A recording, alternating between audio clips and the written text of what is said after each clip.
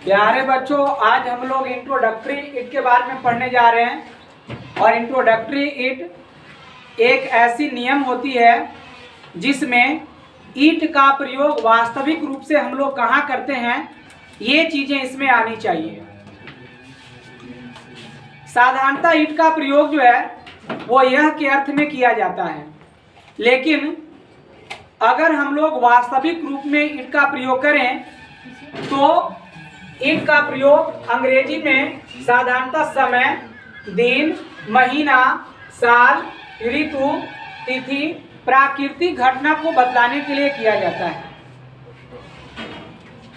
हम लोग जब भी कभी अंग्रेजी में बोलते हैं 4 बजा है, वर्षा हो रही है, तो इन सब शब्दों में ईट का प्रयोग बहुत ही महत्वपूर्ण होता है, जिसे जानने के लिए आज हम लोग इंट्रोडक्टरी ईट।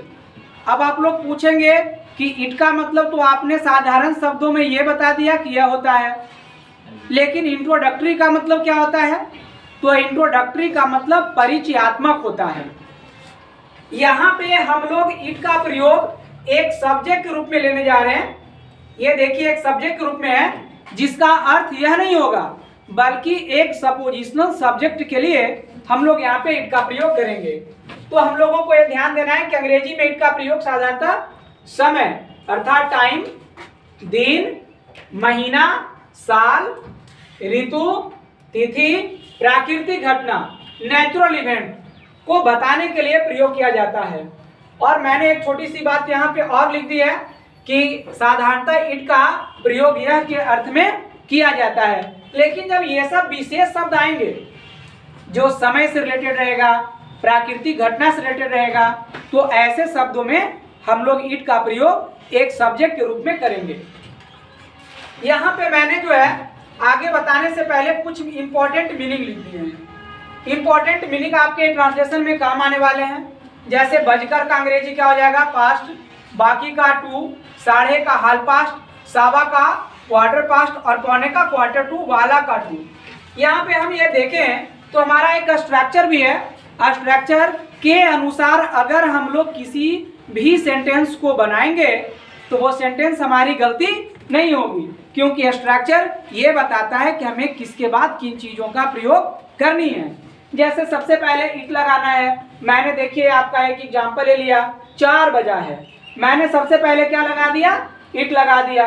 अब एक्जुलरी वर्ब, एक्जुलरी वर्ब का मतलब सहायक क्रिया। प्रेजेंट में अगर रहेगा तो हम लोग सिर्फ और सिर्फ इज का प्रयोग करेंगे, क्योंकि इट जो है एक सिंगुलर सब्जेक्ट होता है और सिंगुलर सब्जेक्ट के साथ सिंगुलर वर्ब का प्रयोग होता है। और अगर यही पास्ट रहता, 4 बजा था, तो हम लोग सिर्फ और सिर्फ बाज का यूज करते, हम लोग वेयर का यूज नहीं करते। तो एक्जुलरी वर्ब हम लोग ये दे देंगे। अदर वर्ड्स का मतलब होता है कि आपके जो सेंटेंस में और शब्द आए हुए हैं। 4 बजा है तो इट इज 4 o'clock, 4 बजकर 7 मिनट हुआ है तो it is 7 minutes past 4 o'clock, 4 बजने में 6 मिनट बाकी है, it is 6 minutes to 4 o'clock, 4:30 बजा है। तो हम लोग एक बातों का खास ख्याल रखेंगे कि जो टाइम बजने वाला होता है या जो हमारा बीत चुका होता है उसे हम जस्ट एक्जुलरी वर्ब के बाद रखेंगे। जैसे अगर हमने बोला 4:30 बजा है तो मैंने यहाँ पे साढ़े का जो स्पेलिंग लिखा है एक्जुलरी वर्ब के जस्ट बाद देंगे। 4:30 बजा है तो इट इज हाल पास्ट, और इसके बाद जितने समय बजेंगे वो हम लास्ट में रखेंगे। अगर रहेगा 4 बजने में 7 मिनट बाकी है तो 7 मिनट बाकी है ये हम लोग पहले रखेंगे। 4 बजने में 6 मिनट बाकी है, देख क्या लिखा हो, तो 6 मिनट मैंने पहले रखा और इसके बाद हम जो है वो जो बजेंगे उसका प्रयोग करेंगे। ये बहुत इंपॉर्टेंट है। ट्रांसलेशन बनाने में तो ये आता ही आता है। आपसे कोई समय पूछ देगा, जरा बताइए आपके घड़ी में कितनी समय हुई है, इसकी अंग्रेजी होती है what is time by your watch. तो आप क्या बताइएगा? बस ये रूल आपको 2-3 शब्द इधर और ये नियम आपको याद रखने हैं। आप किसी को ही बता सकते हो जो भी इसका समय है, it is 11 o'clock, it is 10 o'clock, it is 5 minutes past 11 o'clock, जो भी आपका समय घड़ी में होगा बता दीजिएगा। ध्यान रखिएगा, या आपको अगर किसी से पूछना होगा कि आपकी घड़ी में कितनी समय हुई है तो आप क्या पूछेंगे? What is time by your watch. या आप शॉर्ट में भी पूछ सकते हो what is time, no problem. अगर आपको विथ ग्रामेटिकल पूछने हैं तो आप ये शब्दों का यूज कर सकते हो, what is time, why your watch. समझ गए। अब यहाँ पे कुछ हमारा ये टाइम से रिलेटेड था। अब देखिए नेचुरल इवेंट से रिलेटेड है।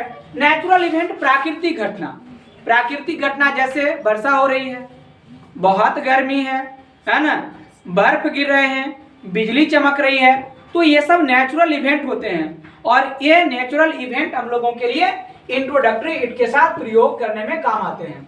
जैसे वर्षा हो रही है, इट इज रेनिंग, बादल गरज रहे हैं, इट इज थंडरिंग, बर्फ गिर रहे हैं, इट इज स्नोइंग, सुबह है, टाइम ऑफ पीरियड है ना, सुबह है, इट इज मॉर्निंग, शाम है, इट इज इवनिंग, दोपहर है, इट इज आफ्टरनून, रात है, इट इज नाइट। अगर हम लोग थोड़ी सी और आगे बढ़ जाएं तो हमारा देखिए 2 एग्जाम्पल इस तरफ और दिए हुए हैं। 2023 है, इट इज 2023, बहुत गर्मी है, इट इज वेरी हॉट। ये तो हमारा इंट्रोडक्टरी इट का एक सिंपल रूल था।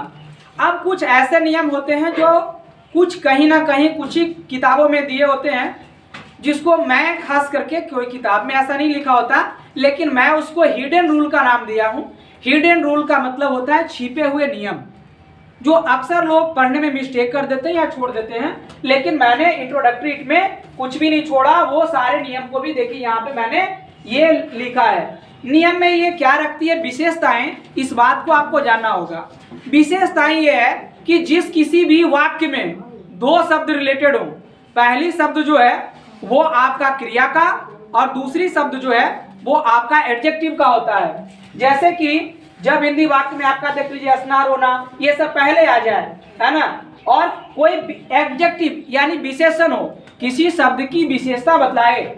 जैसे हमारा एक यहाँ पे ट्रांसलेशन में लिखना, कहना आसान है, तो कहना दिस इज ए वर्ब, और आसान it means easy is an adjective, यह एक विशेषण है, एडजेक्टिव है। और ऐसे वाक्यों में भी हम लोग इंट्रोडक्टरी इट का प्रयोग करते हैं। इट इज इजी टू से, देखिए ये मेरा इंट्रोडक्टरी हो गया, मैंने ये एडजेक्टिव लगा दिया। और इन्फिनिटिव इसमें मैम लगाते हैं, क्योंकि एडजेक्टिव के बाद ऐसा नियम होता है कि आप इन्फिनिटिव लगा करके ही किसी सेंटेंस में जो वर्ब जोड़ रहे हैं वो आप रखेंगे। तो ये जो हमारा हिडन रूल था, एक बार और इसे समझ लीजिए बढ़िया तरीके से। इसका मैंने स्ट्रक्चर भी लिखा है कि it plus auxiliary verb plus adjective plus infinitive. Infinitive का मतलब 2 + V1। और क्या करना है इसमें, तो सब इसमें 2 शब्दों का होना बहुत जरूरी है, जिसमें पहले शब्द क्रिया होंगे और दूसरे शब्द आपका विशेषण होगा। और सेंटेंस इस प्रकार से होगा। पढ़ना आसान नहीं है, पढ़ना आसान है, बिल्कुल आसान है, ये मैंने सेंटेंस में दे दिया है, पढ़ना आसान नहीं है, पढ़ना आसान है। It is not easy to read, धूप में चलना आसान नहीं है, बिल्कुल। अभी का जो समय चल रहा है, बिल्कुल धूप में चलना आसान नहीं है। तो हम लोग कैसे बनाएंगे, it is not easy to walk in sunlight. तो मैं एक बार जो है आपको फिर से बता दूं कि ये इंट्रोडक्टरी का आपका नियम है, इसे आप आराम से लिख लेंगे, है ना, और इसे बढ़िया तरीके से जानेंगे। ये आपका स्पोकन लैंग्वेज में, ग्रामेटिकल में, जहां कहीं आप लिटरेचर लिख रहे हो, ऐसे है, एप्लीकेशन है, बहुत काम आने वाला है ये। और इधर आपका हिडन रूल है, ये भी आपके स्पोकन में बहुत ज्यादा मायने रखते हैं, तो इसे आप लोग लिख लेंगे, याद कर लेंगे बढ़िया तरीके से। Thank you.